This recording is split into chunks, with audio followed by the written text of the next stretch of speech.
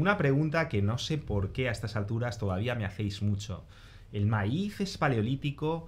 ¿El arroz es paleolítico? ¿El trigo es paleolítico? ¿La pasta es paleolítico? ¿Las habichuelas son paleolíticas? ¿La soja es paleolítica? Y me lo preguntáis. Vamos a ver qué opina Paleo. Cereales, legumbres. ¿Qué es ser eso?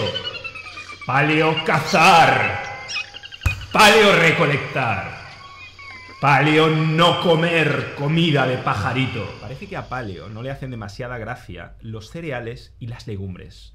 Pero, ¿por qué? Y lo que sostienen muchos expertos, también como Cordén, como muchos expertos dentro de la comunidad paleolítica, en resumen, lo que te viene a decir Robb Wolf es que para de verdad saber si a ti te beneficia mucho la dieta paleolítica, tienes que probarla como mínimo un mes. Pruébalo un mes. Pruébalo un mes, estate un mes de verdad eliminando completamente los cereales y las legumbres. Y entonces lo que ocurre es que muchas veces personas que tenían enfermedades o simplemente problemas relacionados con esa respuesta autoinmune, o sea, a veces puede ser una simple irritación en las córneas de los ojos, o esa artritis o esa artrosis que experimentas, muchos problemas automáticamente desaparecen después de llevar a cabo este experimento de un mes paleolítico. Paleo no cuenta calorías. Paleo caza mamut. Paleo come fruta. Paleo come verdura salvaje. Y Paleo nunca cuenta calorías. Bueno, antes de comenzar con esto, que me demoré bastante en hacerlo, voy a especificar algo que quiero que lo dejen súper claro. Voy a cargarme hacia el lado de conocer si esto tiene un fundamento o no.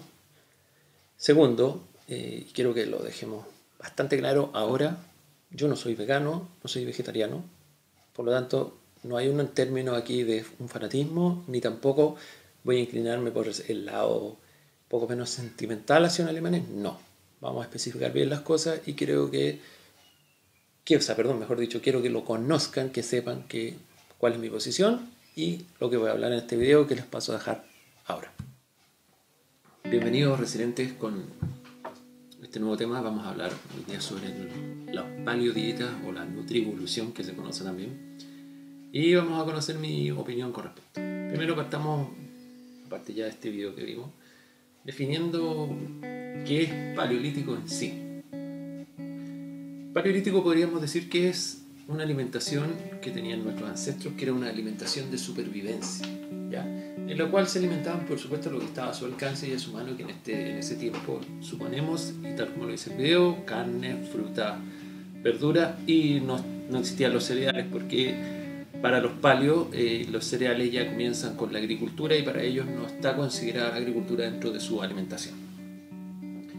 Se consideró que los seres humanos eran recolectores, por lo tanto, ya que íbamos recogiendo ciertas cosas del ambiente, digámoslo así, y con esto nos íbamos alimentando y nos íbamos desarrollando. Vamos a dar la definición que nos da la definición más formal de dieta paleolítica, porque en general encontré definiciones hasta por debajo de la lengua de paleolítico. Unos decían sí, otros decían no, pero primero vamos a hablar sobre las definiciones que son más aceptadas, que en este caso tenemos la definición de la Biblioteca Nacional de Medicina de los Estados Unidos, que nos dice lo siguiente: se trata de un plan nutricional basado en la presunción de la dieta que seguían los antepasados del ser humano en etapas preagrícolas. Se compone principalmente de carnes, huevos, nueces, raíces, frutas, verduras frescas y excluye los cereales, las legumbres, los productos lácteos y las azúcares refinados. Según la definición, por lo tanto, vamos a definir qué no entra dentro de lo que ellos deberían, o de lo que ellos consumen, mejor dicho, que es en este caso cereales, legumbres, azúcares y lácteos. Y por supuesto, cualquier tipo de alimento refinado. ¿Por qué se excluyen este tipo de alimentos? Porque los hemos ido introduciendo supuestamente desde el tiempo agrícola, y además desde ese tiempo hasta el día de hoy, que han pasado miles de años ya, lo que ellos defienden es que nuestro sistema está adaptado para ese tiempo y no para ahora. Por lo tanto, nuestro sistema nos ha creado nuevas evoluciones dentro de nuestro organismo para poder asimilarlo. vamos a hablar sobre los puntos a favor que podría tener el seguir este modelo o esta dieta de alimentación, que como primer punto a favor es eliminar los alimentos procesados, los azúcares y las harinas.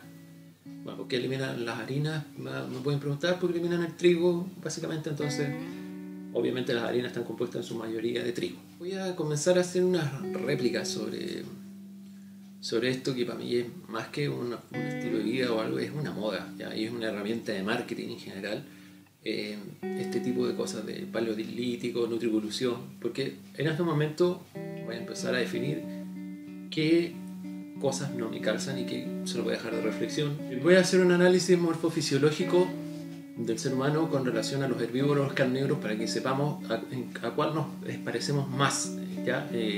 Biológicamente o morfofisiológicamente, como usted define, ¿ya? Comenzamos con que los herbívoros sudan por la piel y los carnívoros sudan por la lengua. Entonces, si empezamos a relacionar este primer punto, ya nos parecemos obviamente más a los herbívoros. Vamos a hablar sobre los dientes también, y que es un tema súper controvertido, pero lo tenemos que tocar. De partida, los carnívoros tienen colmillos y los herbívoros además tienen molares, al igual que nosotros, que son para moler el alimento, ¿ya? Vamos a ayudarnos con esto. El ser humano tiene este movimiento de la mandíbula que le permite romper granos con los molares, que serían los que están por acá atrás, ¿no es cierto? Y además de ese movimiento, tiene el movimiento de la mandíbula hacia los lados. Los carnívoros no tienen ese movimiento, solamente tienen este movimiento cerrado de la mandíbula que les permite hacer presión y desgarrar la carne en este caso y consumirla. Otra característica que tienen los herbívoros, tienen glándulas salivales bien desarrolladas para digerir fruta y verduras, cosa que el ser humano comparte, y que los carnívoros tienen glándulas salivales pequeñas que son suficientes para su tipo de alimentación. Los herbívoros en sus glándulas salivales tienen tialina, que permite digerir los cereales, cosa que los carnívoros no poseen esta tialina. Los carnívoros tienen ácido clorhídrico en el estómago y en una relación con los herbívoros 20 veces superior. Si nosotros comparáramos el ácido clorhídrico que tiene nuestro estómago, es igual al de los herbívoros más que el de los carnívoros. Tal como lo hablé sobre los dientes y la manera de alimentarse, los carnívoros no mastican, los herbívoros sí mastican. Los carnívoros solamente demuelen, digamos, la carne y la tragan, ¿ya? Por eso ustedes han visto comer algún tipo de carnívoro, un león quizás o otra cosa, ellos comen, tragan, nada más, ¿ya? Porque su ácido clorhídrico que tiene en el estómago les permite hacer esta función digestiva mucho más rápido que lo que podríamos hacer nosotros. De hecho, dentro de los carnívoros la característica es que su digestión es mucho más rápida y los herbívoros su digestión es muy lenta. ¿Dado por qué? Relación del tamaño del intestino, que ese es otro punto que nosotros compartimos con los herbívoros. Nosotros tenemos un intestino muy largo y los carnívoros tienen un intestino muy corto. ¿Qué se logra con tener un sistema digestivo largo y un sistema digestivo corto, el intestino en este caso? Es que el carnívoro, lo que pasa es que la carne no se le pudre dentro de su sistema, a diferencia de nosotros que está bastante tiempo y se pudre dentro de nuestro sistema. Bueno, la carne también puede causar intoxicaciones alimentarias en los seres humanos, ¿ya? Y esto es debido a que los carnívoros, como lo mencioné, tienen un ácido clorhídrico que es bastante fuerte y les permite matar las bacterias de la carne. Por eso la consumen sin necesidad de cocerla, como nosotros, que se fue descubriendo en la prehistoria, cuando esto fue realmente necesario hacerlo. Empezaron a darse cuenta que ellos morían al consumir carne. ¿Por qué? Por supuesto, vienen con las enfermedades presentes que tiene el animal, obviamente los van a estar consumiendo. Pero al darse cuenta de que cocida cambiaba el gusto, por supuesto, y que además mataba las bacterias, se empezaron a dar cuenta que ese era su método de protección, digámoslo así. Les recuerdo además que una vez que el alimento se ha absorbido en el intestino delgado, pasa a la sangre y luego al hígado, donde se detoxifica. Pero como la carne está muy cargada de toxinas como las tomaínas, cadaverinas, etc., el hígado no puede limpiarla completamente y el ácido úrico pasa directamente hacia la sangre. ¿Qué pasa cuando pasa este ácido úrico directamente a la sangre? Produce enfermedades articulares, al corazón, arterias y la tan famosa y conocida gota. También sabemos a través de la Organización Mundial de la Salud y de otros estudios científicos que hay una relación directa entre el consumo de carne y cáncer de colon. Y eso ya está demostrado. También tengo que recordarles que cuando se mata un animal, cuando se extrae la carne, digamos así, la carne toma un color café, ¿ya? Y este color se disfraza a través de la industria. ¿De qué manera? Le inyectan nitratos y nitritos a la carne para mantenerla un color rojizo. Ya que si ustedes van a un supermercado, toman una bandeja de carne y se dan cuenta que está café o verdosa, obviamente no la van a consumir. Entonces, ¿cuál es la mejor manera de la industria de disfrazar esto? Inyectándole sustancias químicas que a su vez pasan al interior de ustedes. Recordemos, además, que el ganado ya no es lo mismo. Ya no es el mismo ganado que se consumía hace 50 años, digamos así.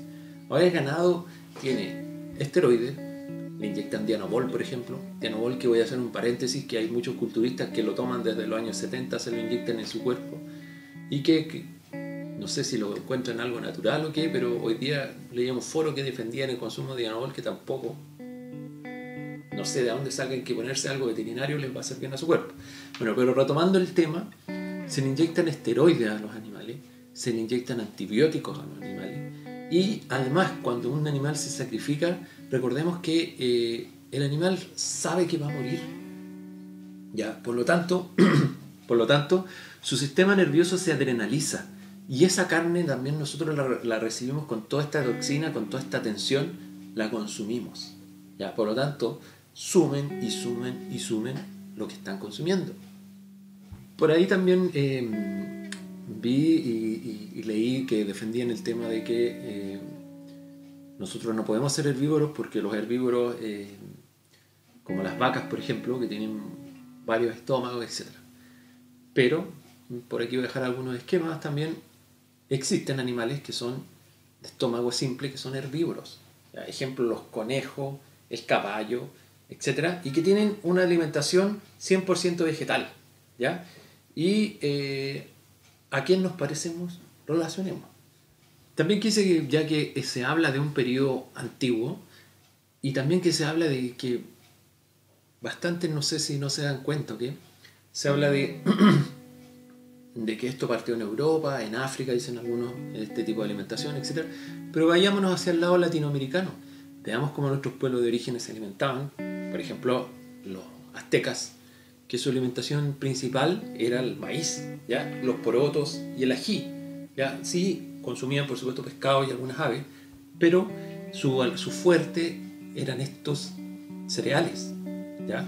Entonces, por lo tanto, ya estoy descartando un tema de decir que nosotros no hemos consumido cereales. Los incas, por ejemplo, también, que los incas consumían la papa y el maíz, que está dentro de su aporte alimentario más fuerte, de un porcentaje más alto. Esa era su alimentación básica, digamos así. Los mayas, que también consumían mucho maíz, también están dentro de nuestros antepasados, un poco más cercanos, más relacionados. Y un poquito más cercano a mí, tenemos los dieguitas, que cultivaban la papa, la quinoa, el zapallo, los porotos, los ají, etc. Bien, también quise seguir retrocediendo un poco en el tiempo, en la teoría evolutiva, y empezar a conocer y saber de dónde nosotros venimos y hacia qué animal, digamos, tenemos más relación genética. Y me encontré con, que ya lo sabía y que lo tuve que volver a rectificar, con nuestro querido amigo que es el chimpancé, que compartimos un 99% del ADN. Hay estudios que lo establecen entre el 96 al 99% del ADN con los humanos. Y me puse atención a este antepasado directo del ser humano y quise saber cómo se alimentaba. Ojo, que es tan parecido el chimpancé a nosotros que hay científicos que propusieron también integrar al chimpancé ya no dentro de la línea de los monos, digámoslo así, sino que pasarlo a la línea Homo, por el parecido, ¿ya? Por lo tanto, para quien quiera después poner un mensaje o determinar algo en este tema, me establecí de eso, de que ya el chimpancé es tan similar, que lo quieren pasar a la línea Homo, que dije, retrocedamos en el tiempo como lo está haciendo esto y veamos cómo se alimenta este animal y qué características compartimos con este animal. Si bien es cierto, el chimpancé es un omnívoro, se alimenta de hojas, brotes, cortezas de árboles, semillas, tallos y cocos. También se alimenta de insectos tales como termitas, hormigas, larvas de insectos, miel, y también incluye carnes, peces en general o otras especies. Si bien incluye las carnes, la carne para el chimpancé es un 5% de su dieta. Y dentro de la carne, de lo que está considerado como un alimento no vegetal, está incluido los insectos que también consume. Por lo tanto, podríamos decir que el consumo de animales del chimpancé, de que se coma otro animal, es totalmente esporádico. Si ustedes revisan la morfología del chimpancé, por supuesto tiene colmillos, pero en este uso de los colmillos es un uso más defensivo que un uso más de alimentación. Por lo tanto, si hacemos un análisis de que el chimpancé tiene un porcentaje muy bajo de consumo de carne, podemos decir que, al igual que como se habla en la teoría primitiva, se tuvo que alimentar por necesidades de su entorno, porque su entorno ya a lo mejor no pasaron, no sé, vamos a suponer un crudo invierno y no habían frutos, no habían otras cosas, y se empezaron a tomar esporádicamente el consumo de animales, tal como lo puede haber sido con los seres humanos iniciales. También recordemos que el ser humano en situaciones críticas ha hecho consumo de carne, y que también tenemos que recordar que la industria nos ha inducido este consumo de carne. Y si ustedes lo llevamos a casos extremos, por ejemplo, no sé si algunos lo conocen o lo recuerdan, tuvimos el caso de los Andes. En el caso de que cayó el avión y estas personas tuvieron que sobrevivir consumiendo a las personas que ya habían fallecido, consumieron su carne para poder sobrevivir. ¿Ya? Y eso lo hicieron por un método de subsistencia. Junto con eso, recordemos que la industria nos ha impuesto el consumo de aves, vacas, cerdos, etc. Y les voy a mostrar un pequeño video sobre un restaurante que consumen perros y gatos. My name is Maurice Bruno. I am from Switzerland and I'm a chef. As a kid, I always watched my grandmother cooking. She was always a huge influence for me. I want to reinvent my grandmother's recipe in another way. The puzireke, which is the most tender part of a cat. In Switzerland, it's legal to eat cats and dogs as long as they're yours. And because of our adoption system, we are the first restaurant in Europe to be able to serve this traditional meat. I've often wondered why so many people are against eating cats and dogs. I respect vegetarians that don't eat any animals. But if people eat chickens and pigs, it just doesn't make sense now. Bueno, si el video les produjo lo mismo que a mí, se dan cuenta que muchas veces damos por aceptado que hay que consumir ciertos animales.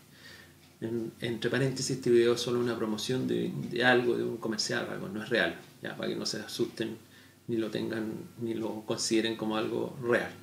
Porque sí, hay países que sí consumían como este. Vuelvo a que les haga una reflexión sobre el tema de que por qué tenemos que consumir tanta carne y por qué en realidad las industrias se nos ha criado de esta forma, se nos ha enseñado que debemos consumir estos animales. Estos animales, además, no me voy ni siquiera por el lado moral, ya lo mencioné, nos dan o nos producen enfermedades como esta. Enfermedades como la toxoplasmólisis, que es una infección donde se genera por el consumo de carnes rojas en general. Esa infección puede ser extremadamente grave en las mujeres embarazadas por la afectación del feto. Enfermedades como la teniasis gitana se adquiere por consumir carne de vaca infectada, triquinosis, etc. Bueno, y la infección más común que es la E. coli, que es una bacteria que vive en el intestino y que entra directamente a nuestro organismo. Vamos a hablar un poco sobre algunos alimentos de esta dieta paleolítica y cuál es su origen y cómo partieron. Veamos primero el aguacate. Este se origina, se supone, en México hace unos 10.000 años, aunque la evidencia fósil sugiere que fue mucho más extendida hacia el norte de California. ¿Ya? Entonces, ya el primer punto que tenemos es que el aguacate que también se encuentra a veces en una variedad en las zonas altas de Guatemala, también hay que mencionarla,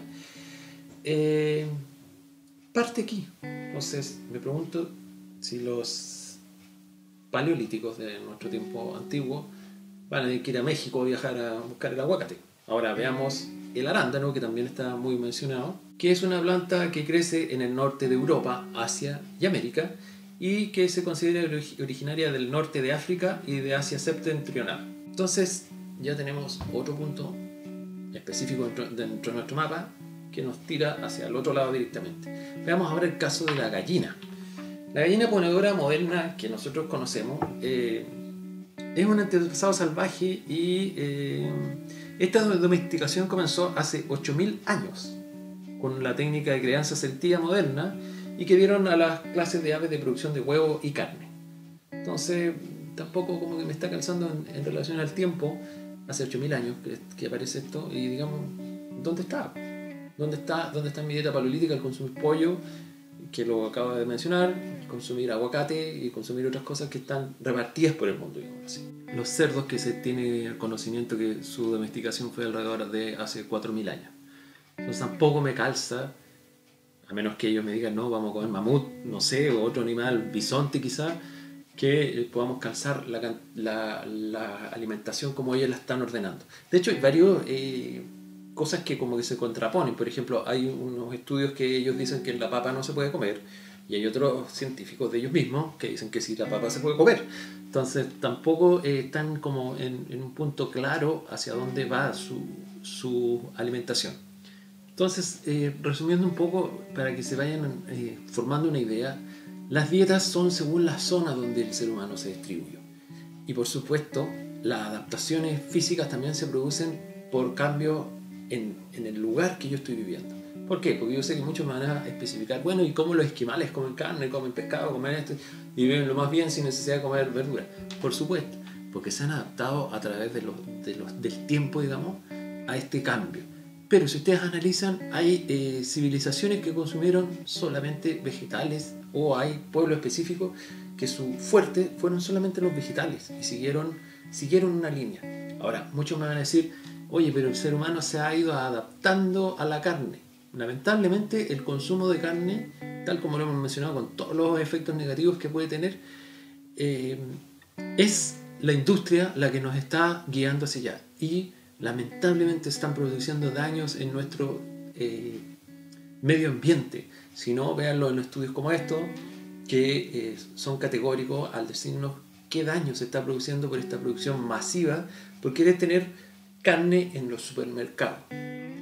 Es importante mencionar además que también, como otro punto de defensa que pueden tener los consumidores de carne, hay varias teorías sobre el desarrollo cerebral del ser humano. Y una teoría que se expandió fuerte hace un tiempo fue que el ser humano logró su desarrollo cerebral más alto, digamos, gracias al consumo de carne. Bien, esa es una teoría. Hay otra teoría que se las comparto, que no sé si la pueden conocer o no, pero se las voy a detallar ahora. Se supone que el ser humano también desarrolló un grado superior de desarrollo cerebral por la motricidad fina. ¿A qué nos referimos con la motricidad fina? A poder hacer este tipo de movimientos. Esto es motricidad fina, ¿ya? Y ese trabajo se desarrolló porque el ser humano tenía que tomar frutos, ¿ya? Y tenía que ser prensil, que es este movimiento, para poder tomar los frutos y consumirlos. Esa es otra teoría que también está aceptada dentro del desarrollo del cerebro. Recordemos una cosa que es súper importante y que lo voy a tocar ahora. Nuestro cerebro se alimenta de nuestro entorno. ¿A qué voy? Si yo hago un ejercicio, si yo hago un movimiento, el cerebro va aprendiendo, va relacionando, va creando patrones y lineamientos de este trabajo. Y también se descubrió que, y que lo voy a dejar por aquí en algún lado, que hay una importante relación entre el consumo de carbohidratos, tal como lo están escuchando, consumo de carbohidratos, y la evolución del ser humano. Lo dejo por acá, se los dejo para que también lo conozcan. Además apareció un estudio que es los problemas que han surgido con los testeos de las dietas paleolíticas, que es de 2016, que se los muestro aquí, y que nos está indicando que no son muy fidedignos estos estudios de las dietas paleolíticas. Bien, para cerrar un poco el tema, mi percepción personal, ya con todo lo que he conversado, con todo lo que he hablado, es que el ser humano tiene rasgos de omnívoro, por supuesto, porque se puede adaptar a consumir cierta carne. No estoy diciendo que consumamos lo que está hablando la dieta paleolítica o otras dietas que son consumos exagerados de alimentos cárnicos, que además también se ha demostrado que, aprovecho de decirlo ahora, que con la alimentación grasa insaturada también se ha demostrado que tiene relación con el índice de metástasis del cáncer, ¿ya? Voy apuntando a que el ser humano, yo creo, en una opinión súper personal, que debería ser un 95% casi herbívoro, ¿ya? Y otro 5% obtener proteína de origen animal, que la proteína de origen animal la podemos obtener de la leche, de los huevos, y quizás como en mi caso personal, que consumo leche, huevos y pescado. Ahora ustedes me dirán, bueno, pero ¿de dónde saco pescado o algo que no esté dañado? Yo tengo la gran suerte de que vivo en un sector que puedo conseguir huevos de gallina, de campo, digámoslo así, leche también puedo conseguir leche fresca, y pescado tengo un puerto que está al lado que puedo conseguirlo, no consumir productos que están procesados, productos que, etc. ¿Ya? Hago este llamado de atención o esto lo dejo para que ustedes lo piensen, porque en realidad creo firmemente que podemos cambiar nuestros hábitos y podemos ir mejorándolo. Además de que, ya como les mostré en todo este video, la carne y los pollos y etcétera están pero inundados de inmundicia, por decirlo de una palabra más resumida, y son ustedes los responsables de lo que están consumiendo, son ustedes los responsables de saber que esto les puede traer enfermedades, que les puede acarrear consecuencias. Los invito además a ver a esta antropóloga que voy a dejar aquí para finalizar este video, que nos comenta cómo ella se da cuenta que la dieta paleolítica es simplemente moda y lo dice. Ya se lo voy a dejar después de despedirme para que lo vean, son 2 minutos más, que una antropóloga también defiende la tesis de que esto es solamente una moda. Bueno, espero que este video les haya gustado. Esto fue una investigación bastante grande que tuve que hacer para ir tomando ciertos puntos. Y decirles además que prefiero subir un video en el que aparezca yo cada 2 semanas, 3 semanas, pero hacer algún análisis un poquito más serio de las cosas. Espero que les haya gustado, que me dejen un me gusta, que se sientan conformes con este video. Espero su comentario y vean también el video que les voy a dejar. Adiós, que estén bien, muchas gracias. There's really 2 places, and one is the inherent bias in the archaeological record. Bone is 80% mineral by weight. It's going to preserve better and longer over thousands of years than delicate plant remains. But the other issue comes from some early bone biochemistry studies that were performed on Neanderthals and early people. This bone biochemistry study is based on something called nitrogen stable isotope analysis, example of a generalized isotopic model, and I've plotted where plants generally fall, and then above them are the herbivores, and then above them the carnivores. But one of the problems is that not all ecosystems conform to this model. There's a lot of regional variability, so if you don't understand the region, you can come to erroneous conclusions. So I'm going to give you some examples. We can take East Africa. If we measure animals and humans, ancient humans, in East Africa, we see some very strange patterns. First of all, how can a human be higher than a lion? Lions only eat other animals. And then, how is this herbivore above a lion? Well, it turns out that the food that you eat is not the only contributor to these isotopic values, and that aridity can also have an impact. So what we're likely seeing here is differences in water access. So let's move out of the savanna and move into the tropical areas. Let's look at the ancient Maya. Again, we see something anomalous. We see the ancient Maya lining up with jaguars. Now we know the ancient Maya had a diet heavily reliant on corn. So what's happening here? We don't exactly know, but we think this may have to do with the way they performed agriculture and how they fertilized their crops.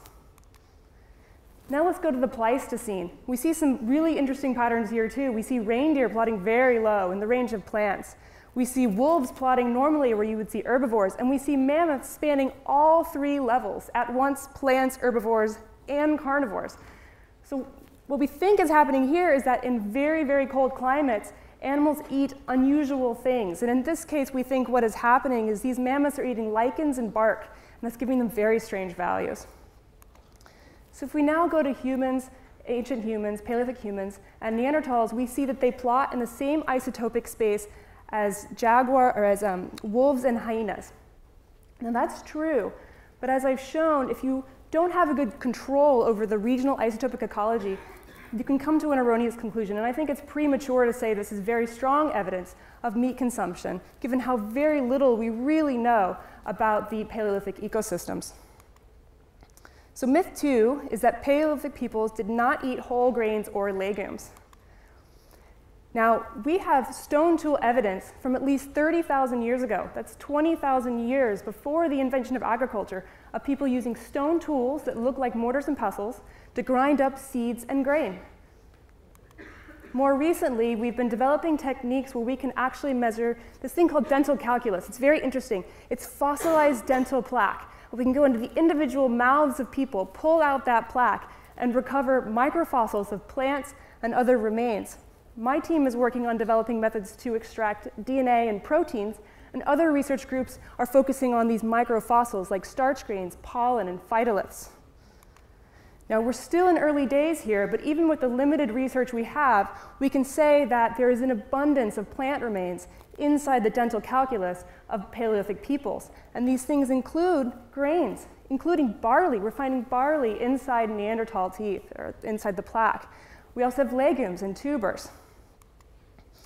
So myth 3 is that paleo diet foods in the diet, fad diet, are what our Paleolithic ancestors ate. That's just not true. Every single food that's pictured in these advertisements are all domesticated foods. They're all products of farming, of agriculture. They're from the Neolithic transition. So let's give an example. Let's take bananas. Bananas are the ultimate farmer's food. They can't even reproduce in the wild anymore. We've actually bred out their ability to make seeds. So every banana you have ever eaten is a genetic clone of every other banana grown from cuttings. They're definitely a farmer's food. If you were to eat a wild banana, it is so full of seeds that I bet many people in this room wouldn't even recognize it as edible.